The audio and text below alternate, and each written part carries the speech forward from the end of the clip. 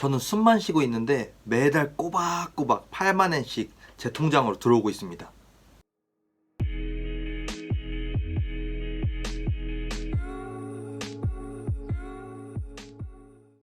안녕하세요. 일본 나고야 대학교에서 교환학생으로 생활하고 있는 후니스토리의 후니입니다.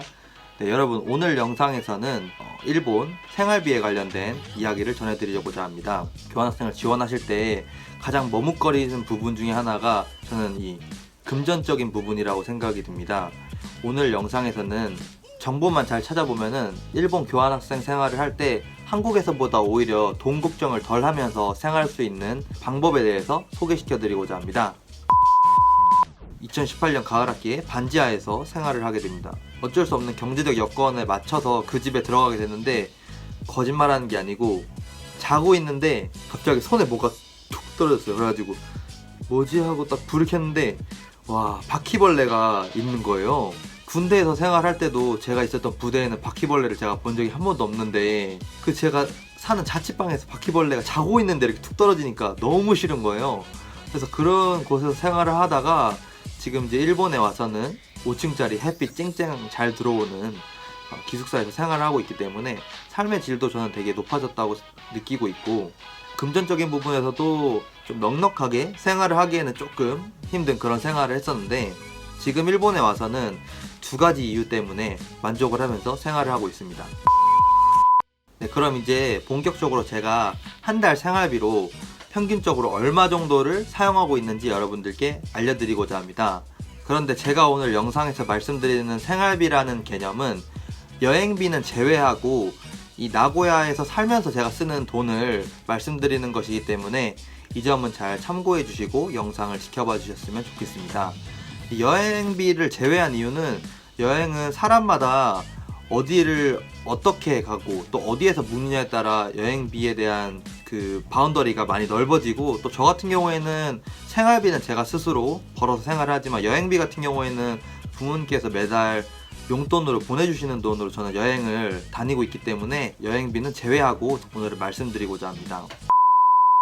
저는 매달 평균적으로 나고야에서 95,000엔씩 사용을 하고 있더라고요. 이 95,000엔을 제가 어떻게 사용하는지 분석을 해보니까, 일단 제 기숙사 방값이 매달 15,000엔이에요. 그러니까 제가 지금 여기서 찍고 있는 이 기숙사가 매달 15,000엔이고, 그리고 두 번째로 이제 각종 뭐 짜잘하게 내야 되는 돈들이 있는데, 뭐 전기료, 휴대폰, 보험, 가스 이런 거는 이제 무조건적으로 매달 내야 되는 돈인데 한 달에 약 7,000엔 정도 내더라고요. 그래서 제가 이제 방값 15,000원이랑 각종 이제 아까 말씀드렸던 7,000엔을 더하면은 22,000엔이 되기 때문에 제가 매달 이제 밖에서 쓰는 돈은 73,000엔 정도가 됩니다.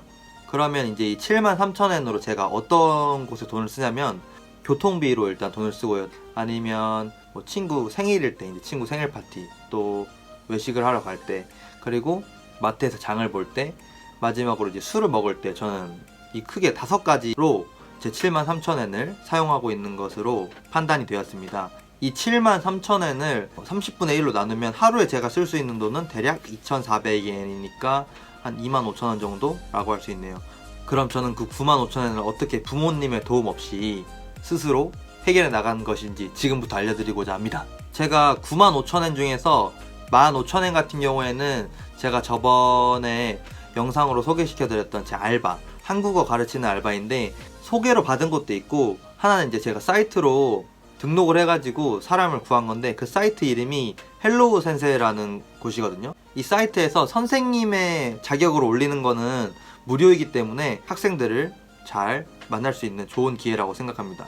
그리고 나머지 8만엔 같은 경우에는 일본 문부과학성이라고 한국으로 치면 교육부 같은 기관인데, 그곳에서 8만원을 이제 잣소 장학금이라는 명목하에 지원을 해주셔서 저는 그 돈을 생활비로 사용을 하고 있습니다.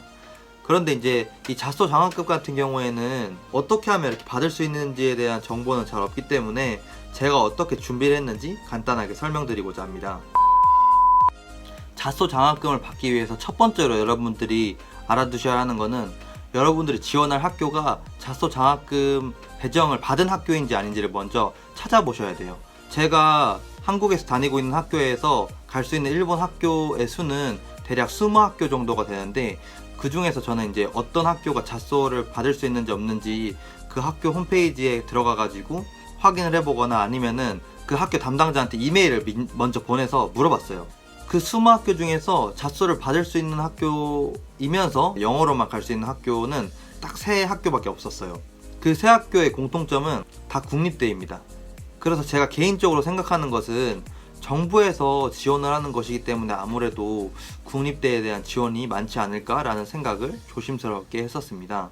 그리고 두 번째는 이제 저는 어학 성적이 2개가 있었거든요. 토익이랑 IELTS 2개가 있었는데 최대한 제가 영어를 잘할 수 있는 학생이에요 라는 것을 보여주기 위해서 그 2개를 그냥 다 제출했어요. 카더라 통신이라서 100% 이제 확신 있는 것은 아니지만 영어를 지원한 사람들에 대한 우선권이 있는 것은 아닐까라는 생각을 하게 되는 게 일본어로 온 사람들보다 영어로 지원을 한 사람들이 잣소 장학금을 많이 받는 게 보였고, 그리고 한 학기 오는 사람보다는 1년 오는 사람들이 조금 더 장학금 혜택을 많이 받은 것을 저는 이곳에 와서 보고 느꼈기 때문에 확실한 건 아니지만 여러분들께 조금이나마 도움이 됐으면 하는 바람에 이렇게 얘기를 해드리고 있습니다.